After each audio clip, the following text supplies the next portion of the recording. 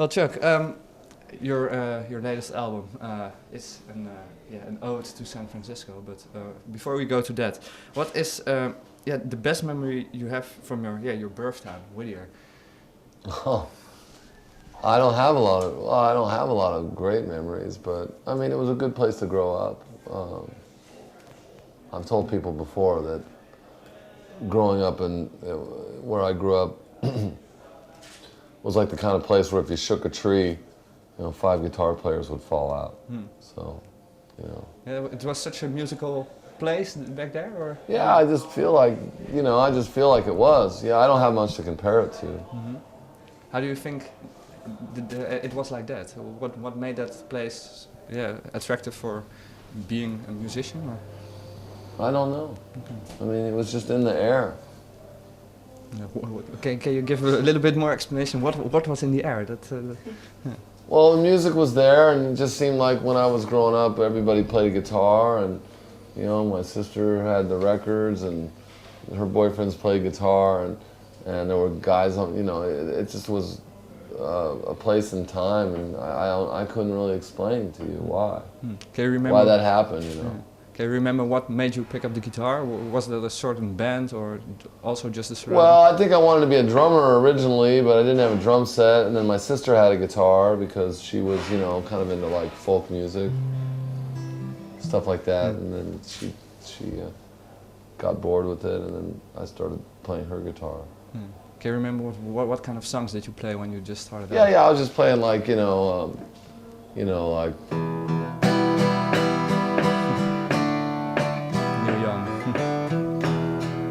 I just did that over and over, you know. And then there was a teacher at my school that was into country music, and he taught us how to play like, so that kind of stuff. And when did the singing came in for you? I wasn't really a singer, I mean, I just wanted to play guitar in a band, but, I liked writing songs and pushing words around, and when I started playing with Stephanie, I liked the sound of our voices together, so that was kind of a secret weapon for me. Because since how long are you playing together? Yeah, a while, maybe since 1988, 89, something like that. Yeah. So, and now with this new album, it's about San Francisco, the city San Francisco, an ode to the city. How did you try to capture the sound of the city, or wasn't that a goal?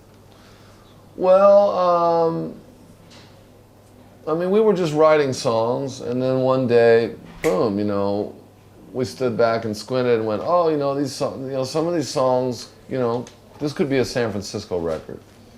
And then from there, things just started to present themselves like, well, we got to have a hero, and first we decided we would lean more towards the mythical San Francisco as opposed to the Google, factual side. So we thought our myth needed a hero, and then Willie Mays, the great baseball player, greatest center fielder that ever lived, the Say Hey Kid, he kind of just presented himself in the song, and we didn't know, I mean, we just kind of followed the clues.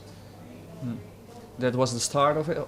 That and that was in the first batch, I think, and then we just started following the clues, and it really wasn't any effort at all.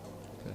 What's the biggest difference between the mythical San Francisco and the real San Francisco, do you think? Well, I mean, you could ask two people what the real San Francisco is, and they wouldn't agree on it. So somewhere in between there is the myth, I mean, I don't even know what's true or not true. Get into advanced physics like that, I don't really know, Okay. They say everything will be true eventually. That's true as well. You know what I mean? that's also true. Yeah. Because when you went to San Francisco as an 18-year-old, what's the thing that stays most clear to you when you look back at it now? Well, I didn't really know it, but I was getting an education. I mean, I was born in Whittier, California, which is probably most well known as being the home of Richard Nixon's first law office. And I didn't, I mean, when I moved to San Francisco, I got an education. I mean, it was an education in people and sexes and races and arts and film, independent film and art house film and music and comedy and the poetry and all that stuff is just sort of there, you know. And so even seeing the first bands that I saw and then realizing that they were just inventing what they were doing, just kind of woke up something in me, and it was a great time. What were those bands? Like I saw the Dead Kennedys early on. I saw a couple nights at the Temple Beautiful where I saw Wall of Voodoo. You know, they were famous at the time. I don't think they had a record out, but they did a version of Ring of Fire, and it was really like spaghetti western out and real strange. And I just was like, oh, I found it. You know, this is what I want to do. What kind of feelings did they awoke in you? I just, that arty feeling like, oh, you know, this could be something. There might be a place for me.